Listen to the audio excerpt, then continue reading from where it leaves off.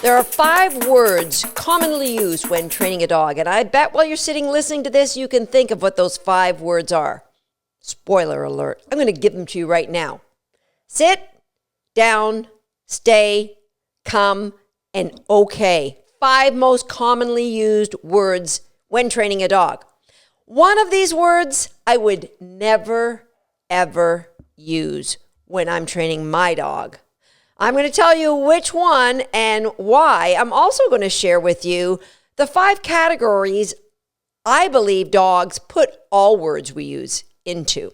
Hi, I'm Susan Garrett. Welcome to Shaped by Dog. If you are watching this podcast on YouTube, go ahead and hit the like button now. And by doing so, you're showing trust in me that you know I'm going to deliver some inspiring dog training information. Hitting that like button is so easy, like I think a 15-week-old puppy can do it.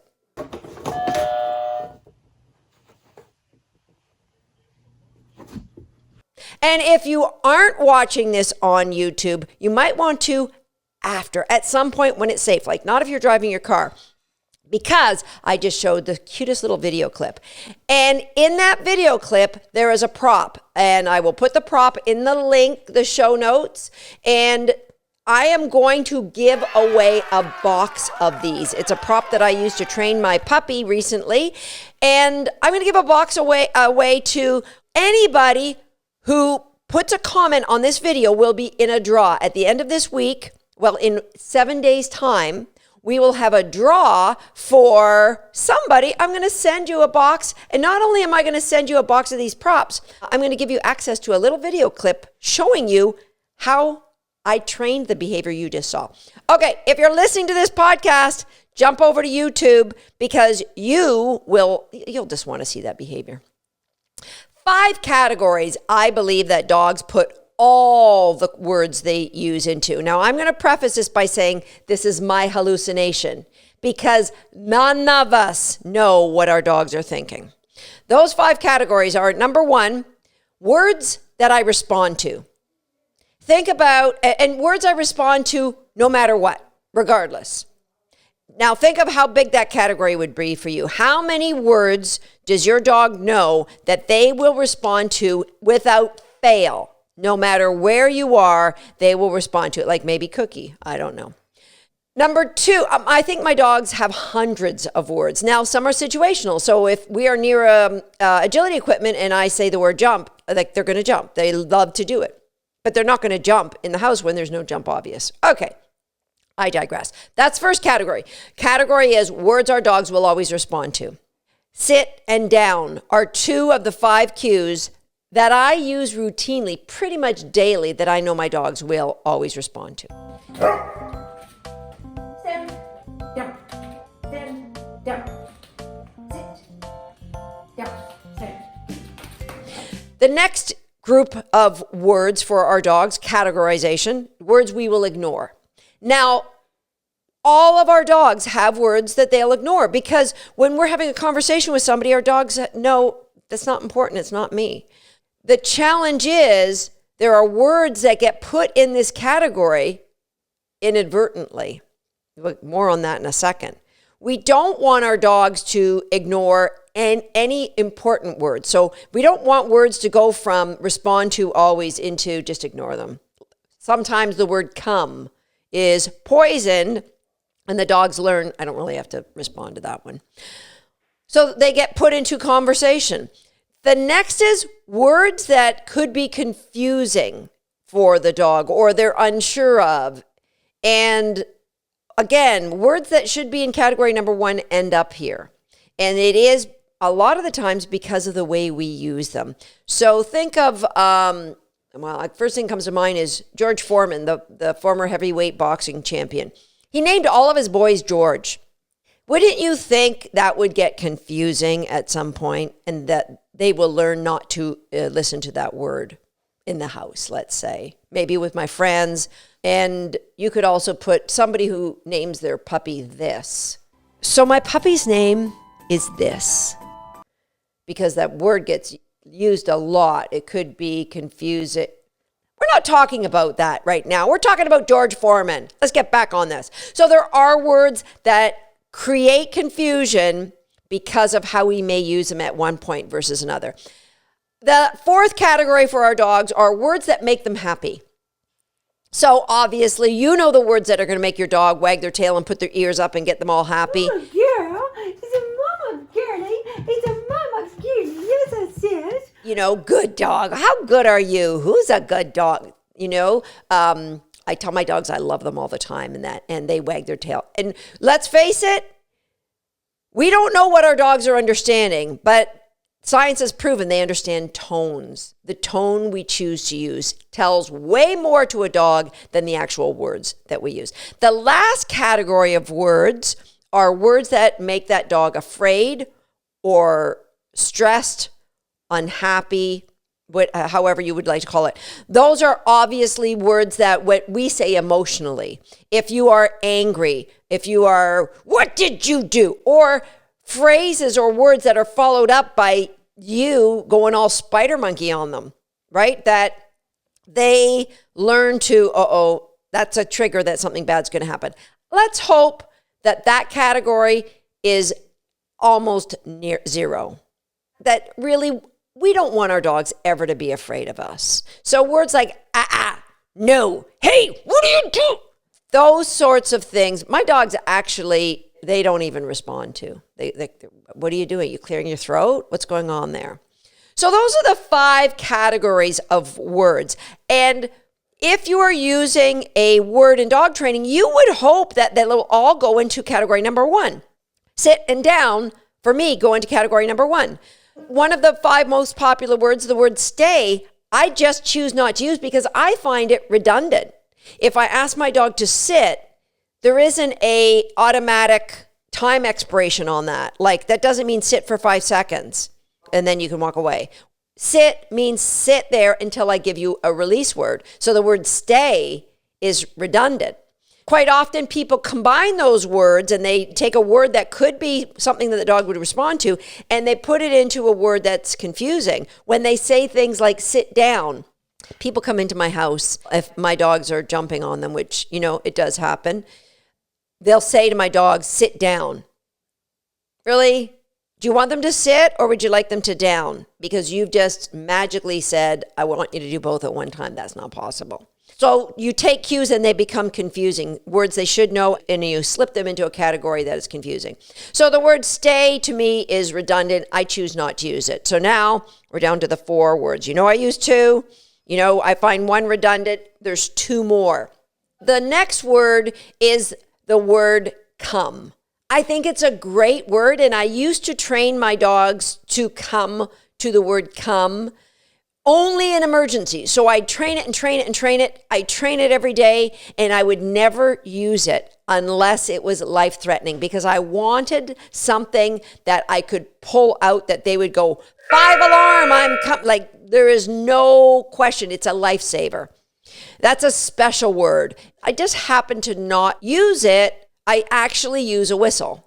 And, you know, I'm not going to do my super loud stadium, my football team is winning whistle, but, it, you know, like this. So that, my dogs understand means when I say whistle to them. That's the same as the word come. You take this and I will whistle, but I don't want to whistle in these poor people's ears. So I don't use the word come. I have no problem with people who use it as long as you use it and your dogs always respond to it. The last word, process of elimination, the word okay, is a word I would never use. Never. Because it falls into the category, you want it to be a word that they respond to, but it becomes a word to either ignore or be confused or unsure of. How does that work? Because we say that word so often. Just like the word this sometimes was confusing to my puppy. So most of the time I call her by the nickname, which by the way, George Foreman did with his children. He gave them all nicknames and he never really called any of them George. So most of the time I'll call her thisser. She understands this when it's just her and I, but she's learned to ignore it when I say it in conversation because we say that word a lot. So my best advice to everybody is to select words for cues that the dog doesn't hear very often and are very specifically mean one thing.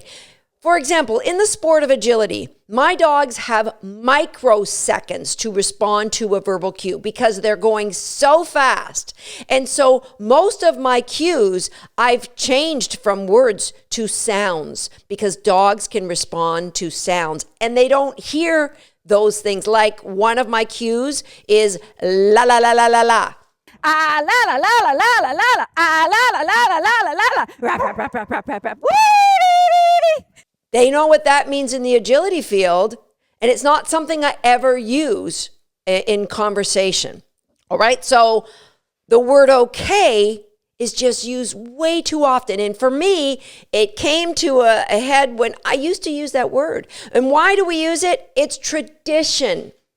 That's what everybody taught way back at the turn of time when we started training dogs, and it's been handed on down and nobody's given it a second thought. Why do I use the word okay? I was taught that. It's been taught for hundreds of years that way. But let's do things intentionally with our dogs. And if you're sitting there saying, oh, I already taught the word okay, don't worry. I'm going to share with you how you can simply change it. I'll teach that at the end of this today. And so I was, with my first 3 dogs, I would take them for walks, and if it was muddy, I'd have them all hang out on a mat by the front door. And I would go up, and I did a lot of work from home, and I would work from home. And when an hour or so would go by and I'd figure they would dry, I would say, okay, come on up. The challenge happened when if I'd get on the phone and I'd start laughing, okay. And then all these dirty dogs would run up the stairs, and I'd be like, what the H-E-double hockey sticks are you doing?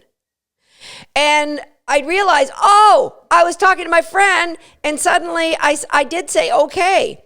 So if you then get mad because they released, well, that's just a really poor release word. One of the most common words that you use in everyday life. You want to have a very specific meaning to your dog. It really is a poor choice of words to use in dog training. So I changed almost instantly when I had that realization. I changed all of my dog's release words to the word break. It's a word I don't use very often. You can pick any word and the tone makes a difference. So I've heard people say release. And that's not a tone you normally talk in unless you are an auctioneer or a 5-gate horse trainer. Walk on, la la la la la la. Release. I don't know. Some of them, no, maybe not. So you pick a word or a tone that means something different. So I have friends that use the word free, which means you're free now to move, which sounds like a great word. It makes sense to you. But if you are one of my online students or are thinking about being one of my online students at any point in the future, I strongly encourage you do not use the word free, because every one of our programs, one of our foundation games is the 1, 2, 3 game. And we play it all different sorts of ways. I might say 1, 2, 3, get it. I might say 1, 2, 3, 3, get it. To see if they're really listening for the word get it or break. It depends on what I'm playing. So if your word is free, you're asking your dog to differentiate between 1, 2, 3, free. A little unfair. So I don't recommend that word. Break is the one that I use. Break. And again, I recommend you pick a word that isn't commonly used. Now let's talk about changing things up so you get some clarity to your dogs. And when you have clarity, the words coming out of your mouth are no longer like Charlie Brown's teacher. Wah, wah, wah. The words have meaning and your dogs will respond to them because they're only used in certain situations. All right, we're going to ask your dog to sit. They know what the word okay means. You're going to ask your dog to sit, and then you're going to say the word break, which means nothing to them. But you're going to follow that up with the word okay, and you're going to then reward them. So sit. You can move around if you want to do a little bit of a hold position until I release you game. And then you're going to say break. And they shouldn't move if they're really good at their understanding of sit. Then say the word okay and reward them. Move to a new location, practice it again. After doing this, so I would say do it 5 times at once. And then don't do it at all, right? That's it. We're going to do it again in maybe an hour or 2 hours. And whenever you think about it, you're on your way from the TV to the refrigerator, of course, only to get juice-infused water, nothing else. And do it a couple times there. What happens? Dogs are brilliant. They are programmed to predict what's going to happen next. They are brilliant at picking up patterns of reinforcement. And so they will learn that break is a predictor of the word okay. And depending on how well you've taught the word okay, it might take several sessions. It might take 2 or 3. It might take a week of this. So my first dogs, I had trained the word okay pretty well. So it took a little bit to get them convinced I really did mean it. You can move on the word break.